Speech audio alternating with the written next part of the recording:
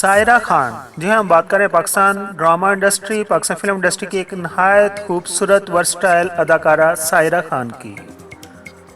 अगर उनके मतलब ये कहा जाए कि वो आई और छा गई तो बेजाना होगा। जैसे कि आजकल सज्जल एक खूबसूरत चेहरा है पाकिस्तान फिल्म इंडस्ट्री और पाकिस्तान टीवी इंडस्ट्री के लिए, और सज्जल ने इंडिया में फिल्म मोम भी की है। और इसी तरह ही एक मासूम सा चेहरा पाकिस्तान फिल्म इंडस्ट्री में आया जिसका नाम था सायरा खान। तो सबसे पहले हम बात करते हैं सायरा खान के ड्रामों की।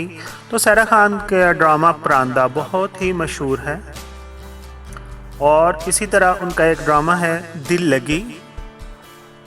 दिल लगी में भी उनका किरदार बहुत ही अच्छा है। और फिर एक उनका बहुत ही मशहूर ड्रामा है जिसका नाम है बेटी। इन तमाम ड्रामों के कुछ एक साथ की जो लिंक्स हैं वो मैंने नीचे डिस्क्रिप्शन में दे दी हैं। अगर कोई देखना चाहता है, माजी को दोहराना चाहता है, तो वो उनको क्लिक करके देख सकता है। अभी हम बात करते हैं कि सायरा खान पाकिस्तान टीवी इंडस्ट्री और फिल्म इंडस्ट्री की तरफ किस तरह राग़िब हुई और किस तरह आई। तो इसका किस्सा कुछ इस तरह है। जब सायरा खान ने मैट्रिक का इम्तहान दिया तो वो इम्तहान देने के बाद अचानक घर से भाग गई।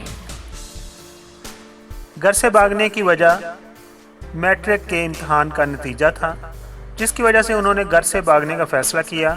उन्हें इस बात का खौफ था कि इम्तहानात का नतीजा अच्छा ना आने की सूरत में उनके वालिद की तरफ से सख्त रद्द अमल होगा, जिसके खौफ से वो भाग गईं।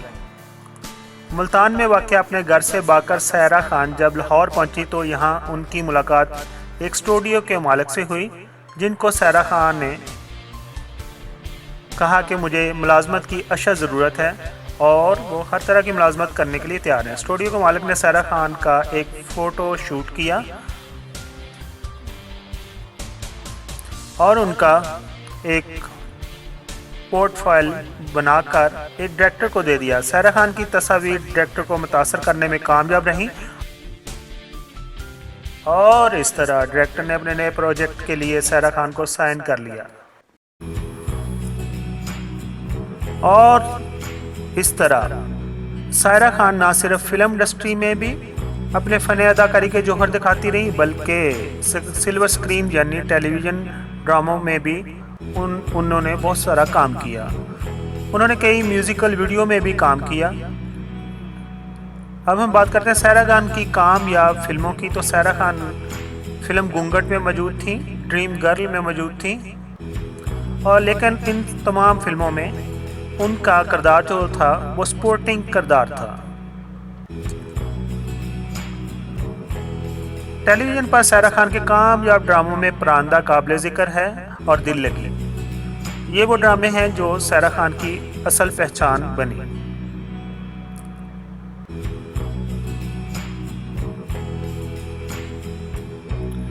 अब हम बात करते हैं कि सायरा खान ने फिल्म इंडस्ट्री को क्यों छोड़ा।